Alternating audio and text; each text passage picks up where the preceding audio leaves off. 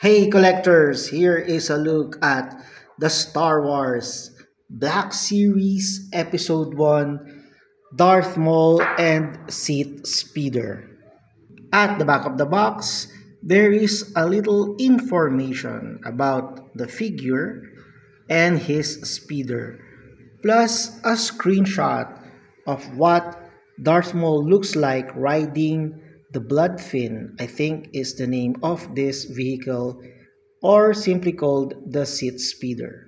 Out of the box, we get the binoculars, the double-edged lightsaber, the Bloodfin or the Sith Speeder, and the figure attached to it by plastic straps, and the probe droid plus a transparent stand. Also at the back, you can see a small backdrop of Tatooine Desert. The figure is secured on the plastic tray by some plastic straps, and I suggest cutting them off at the back to avoid damaging the figure. And here is Darth Maul on his Sith Speeder, also known as Bloodfin.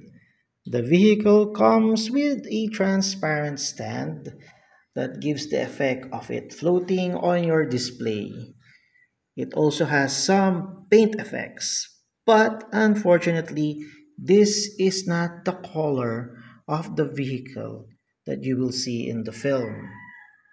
And if you want to store this in its box, I strongly suggest you opening it and releasing it from its plastic tray because some parts of the vehicle is not that hard and it's prone to morphing like what happened to the front part of the Sith Speeder of my copy.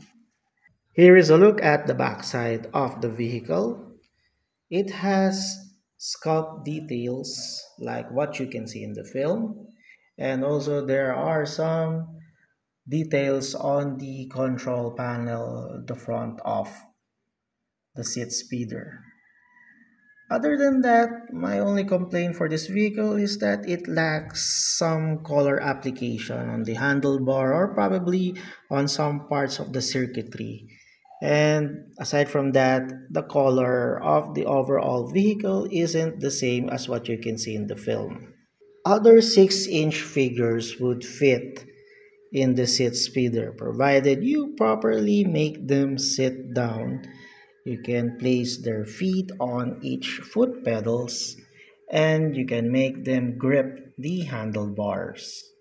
Here is a closer look at Darth Maul, and this time Hasbro gave us a cloth cloak for the figure. Plus, this version now has some additional articulation aside from the soft goods that Hasbro has included. Here is the back side of the cloak, and it still has those details that you can see with some of the previous 12-inch figures from other companies. And boy am I really glad that this time around Hasbro did this because this is what it should have been in the first release for the Black Series. Here is a closer look at the new head sculpt made by Hasbro for Darth Maul. And still, they made an error with his tattoos. One of which is that those spike black lines on his chin did not reach the lower part of his lips. And this time around, the body of this figure is almost the same as what SH Figure Arts is doing. And this is the newly integrated cloth pieces for his inner robe, which is much better than soft plastic like what the other previous releases has. And be careful of this command cuffs that he has. It's a little bit loose, so it might fall off from your figure. And this time around, there are additional articulation integrated by Hasbro with this figure. Here is the left part of Darth Maul's face, and the other missing paint application that Hasbro forgot with this new head sculpt is that Ray Parks, the actor, has an ear piercing, and they forgot to put that silver dot on his ear. And here is the other side of Darth Maul's face. It is in a very serious expression. And again, the horns are sharper than what the previous versions of this figure looked like. Once you find the center of balance for this figure, you can put him in some action stances. But I don't suggest you doing this or leaving your figure without any support or base, because a little nudge and this figure will surely fall down. And if you notice, the lightsaber, the dual lightsaber that he handled, has a new sculpt, and this is much thinner than the previous release ones.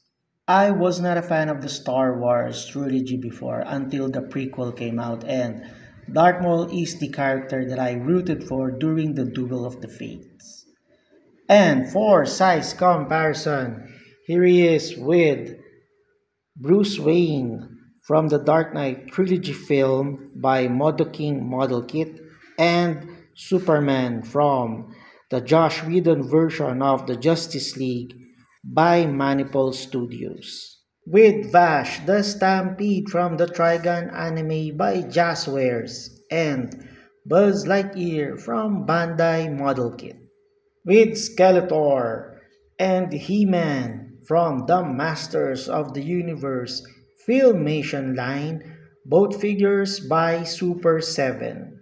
And finally, with Han Solo from the Empire Strikes Back Star Wars Black Series, and Steve Rogers, Captain America from the Avengers Endgame, both figures by Hasbro. And with that, thank you all for watching, and see you all again next video.